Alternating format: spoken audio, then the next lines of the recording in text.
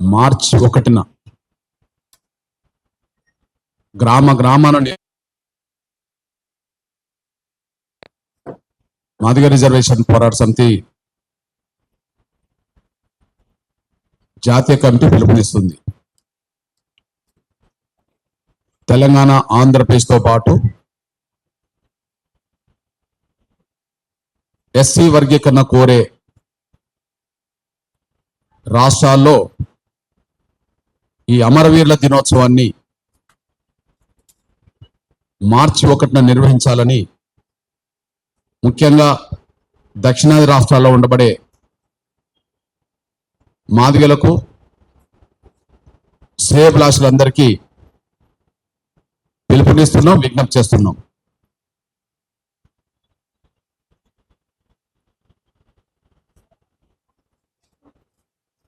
మాదిగ అమరవీరుల కుటుంబాలను ఆదుకోవాలని మొన్న 11వ తారీఖు నాడు గౌరవ ముఖ్యమంత్రి గారిని కలిసి విజ్ఞప్తి చేయడం జరిగింది. ముఖ్యంగా తెలంగాణ రాష్ట్రం కోసం అమరులైన అమరుల కుటుంబాలను ఏ విధంగానైతే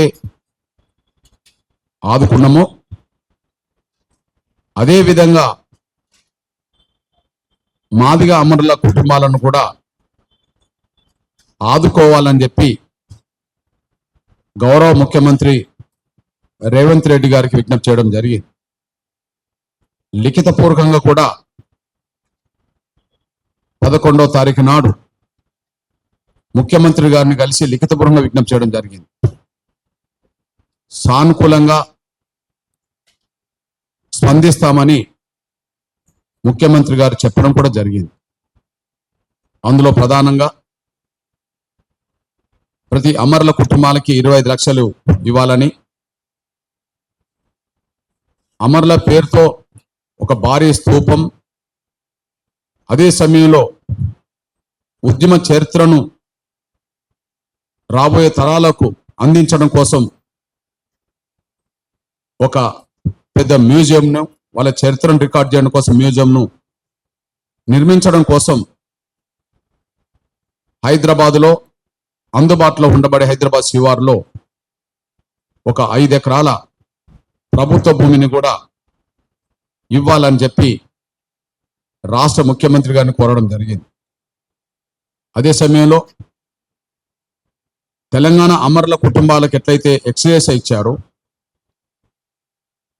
భూమి ఇస్తామని చెప్పారో, గృహ వసతి నిర్మాణం కట్టిస్తామని చెప్పారో, ఉద్యోగం ఇవ్వాలని చెప్పి ఎట్లయితే అనుకున్నామో అదే ఖచ్చితంగా మాదిగ అమరుల కుటుంబాలకు కూడా తెలంగాణ అమరుల కుటుంబాలకు అందించిన సహకారం లాగానే మాదిగ అమరుల కుటుంబాలకు కూడా అందించాలని చెప్పి లిఖితపూర్వకంగా ఎంఆర్పీఎస్ విజ్ఞప్తి చేయడం జరిగింది. దాని మీద గౌరవ ముఖ్యమంత్రి గారు రేవంత్ రెడ్డి గారు ఒక సానుకూలమైన నిర్ణయం ఇప్పుడు 27వ తారీఖు, రేపు 28 మార్చి 1 మాదిగ ఉద్యమాన్ని న్యాయమని చెప్తున్న మనం ఆ న్యాయమైన పోరాటంలో అసలు బాసిన వాళ్ళని ఆదుకోవాల్సిన బాధ్యత ప్రభుత్వానికి కూడా ఉన్నది. తెలంగాణ రాష్ట్రం అందరం కోరుకున్నాం కాబట్టి తెలంగాణ రాష్ట్రం కోసం ప్రాణత్యాగాలు చేసిన కుటుంబాలను ఆదుకోవడం అనేది తెలంగాణ ప్రభుత్వం బాధ్యత అని మనం గుర్తించాం. అట్లనే ఎస్సీ రిజర్వేషన్ల వర్గీకరణను కోరుకుంటున్న వాళ్ళే ఈ రాష్ట్రాన్ని పరిపాలిస్తున్నప్పుడు, మరి న్యాయమని ప్రభుత్వం అనుకుంటున్నప్పుడు, ఆ న్యాయం కోసం, ఆ న్యాయాన్ని సాధించడం కోసం తమ విలువైన ప్రాణాలు కోల్పోయిన వాళ్ళని, ఆ కుటుంబాలని అన్ని రకాలుగా ఆదుకోవాల్సిన బాధ్యత, చేయూతనివ్వాల్సిన బాధ్యత, వారిని నిరంతరం స్మరించుకునే విధంగా చూసుకోవాల్సిన బాధ్యత రాష్ట్ర ప్రభుత్వం మీద, గౌరవ ముఖ్యమంత్రి రేవంత్ రెడ్డి గారి మీద ఉన్నదనే విషయం కూడా గుర్తు చేస్తున్నా. తప్పకుండా ఈ విషయంలో రేపటి వరకు ఫిబ్రవరి 28 మార్చి 1 కనుక అది కూడా మార్చి 1న నిర్వహించడానికి ప్రధాన కారణం గాంధీ భవన్ ఘటనలో అమరులైన సురేందర్, దామోదర్, మహేష్ మాదిగల మరణించిన ఆ సమయమే దాన్నే మాదిగ అమరవీరుల దినోత్సవంగా మేము ప్రతి సంవత్సరం జరుపుకుంటున్నాం అనే విషయం కూడా గుర్తు చేస్తున్నాం. అంటే ఎస్సీ వర్గీకరణ చేస్తామని ఆనాడు హామీ ఇచ్చి హామీని నిలబెట్టుకోకపోవడం వల్ల మాదిగల్లో పెరిగిన ఆవేదన ఆగ్రహంగా మారిన రోజు గాంధీ భవన్ ఘటనకు దారితీసింది. ఫిబ్రవరి 2009 26న పార్లమెంట్ సమావేశాలు ముగిసి ఫిబ్రవరి 28న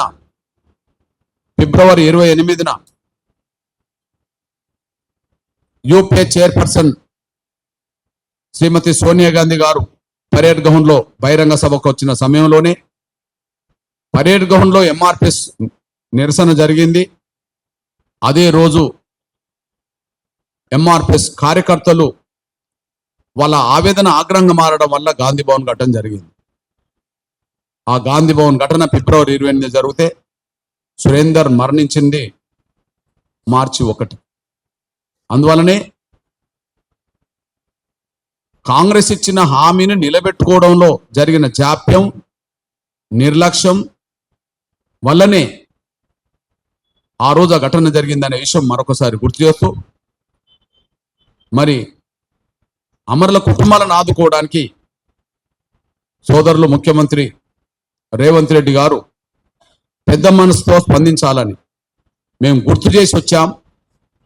ఫిబ్రవరి 11న మేము ముఖ్యమంత్రి గారిని కలిసినప్పుడు మా చర్చల్లో లిఖితపూర్వకంగా కూడా మేము ఇవ్వడం జరిగింది. దానికి సానుకూలంగా స్పందిస్తామని చెప్పడం జరిగింది.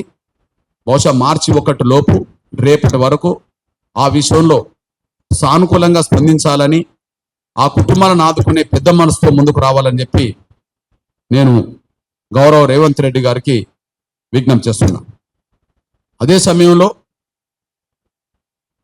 మార్చ్ 3 నుంచి 10 వరకు ఎంఆర్పిఎస్ అనుబంధ విభాగాలన్నీ జిల్లా మండల కేంద్రాల్లో వారం రోజుల పాటు ప్రదర్శనలు నిర్వహిస్తాం. ఆ ప్రదర్శనలో డప్పు కళాకారులు, డప్పు వాయిద్యకారులు దానికి ప్రధానంగా నాయకత్వం వహిస్తారు. ఎంఆర్పి